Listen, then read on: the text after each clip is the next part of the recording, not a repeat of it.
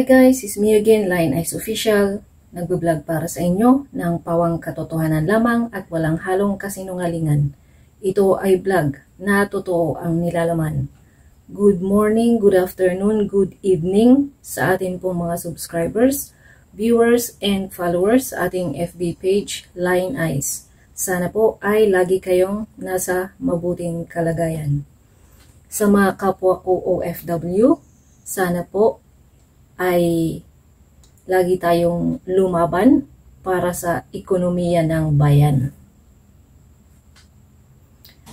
Sa mga hindi pa po nakapag-subscribe sa ating channel, mag-subscribe na po, paki-like, paki-share at paki-click na rin po yung ating notification button para updated po kayo sa mga videong i-upload natin.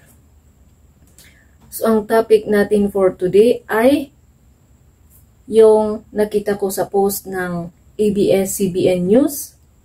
Nagtatanong po sila dito, sang-ayon ka bang ipagbawal na ang online gambling sa Pilipinas?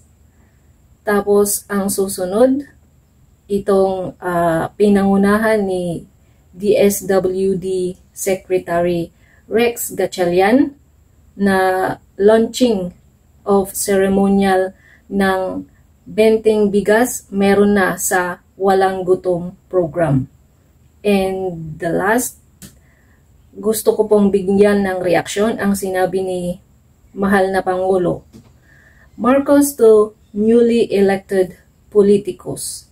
Stop politicking, start serving the public. Alright? So mag-start po tayo dito sa sinabi ni mahal na Pangulo. Ulitin natin. Ang sabi ni mahal na Pangulo, stop politicking, start serving the public. Ang pahayag na ito ay nangangahulugan na dapat na itigil na ang mga gawain na puro politika at pagtutulak ng sariling interes. At sa halip ay magsimula ng maglingkod sa publiko sa pamamagitan ng aksyon at serbisyo. Ang sabi ni Pangulo, huwag na kayong magpolitika lang. Simulan na ninyong paglingkuran ang publiko.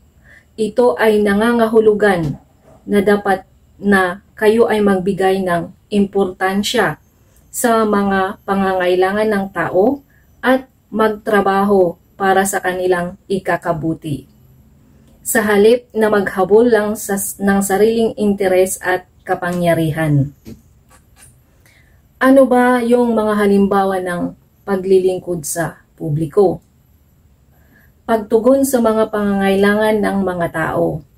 Bigyan ng importansya ang mga pangangailangan ng mga tao tulad ng pagkain, tubig, kalusugan at edukasyon.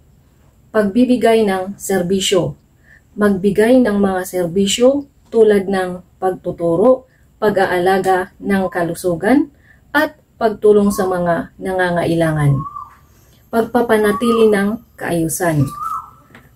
Magtrabaho para sa pagpapanatili ng kaayusan at katiwasayan ng lipunan, tulad ng pagtugon sa mga suliranin sa kapaligiran at pagtataguyod ng mga programa para sa mga mahihirap.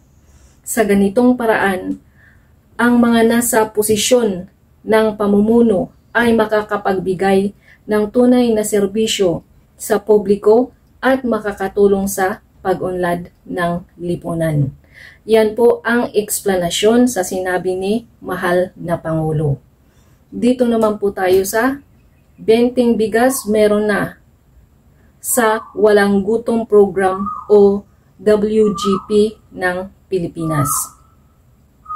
Ang benteng bigas meron na ay isang programa na naglalayong magbigay ng abot-kayang bigas sa mga mamamayan, particular sa mga mahihirap at vulnerable sector.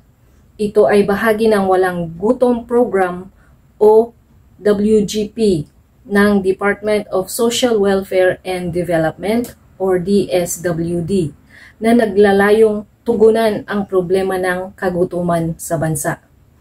Layunin ng Walang Gutom Program, magbigay ng pagkain sa mga pamilyang nangangailangan, particular sa mga food poor families.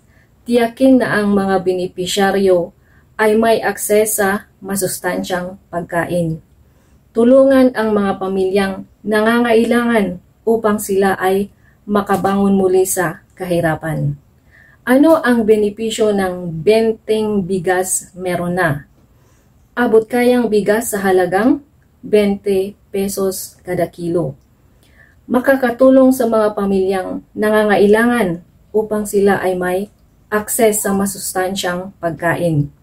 Available sa mga credited retailers tulad ng Kadiwa ng Pangulo at iba pang micro, small, and medium enterprises or MSME.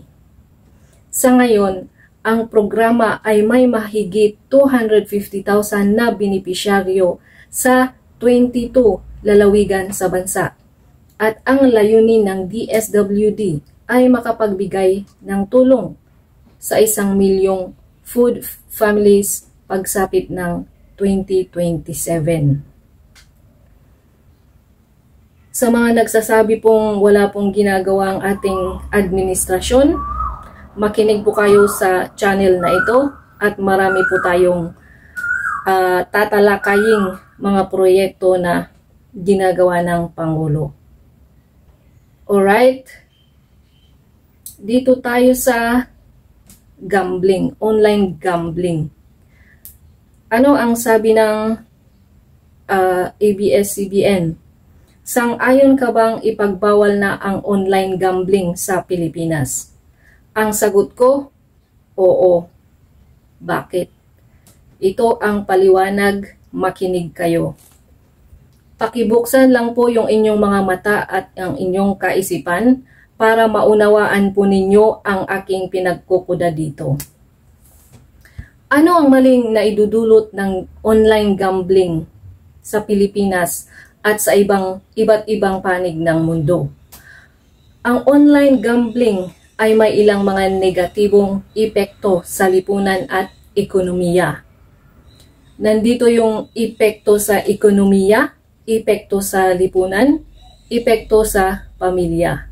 Uunahin po natin kung ano ang nagiging epekto sa ekonomiya.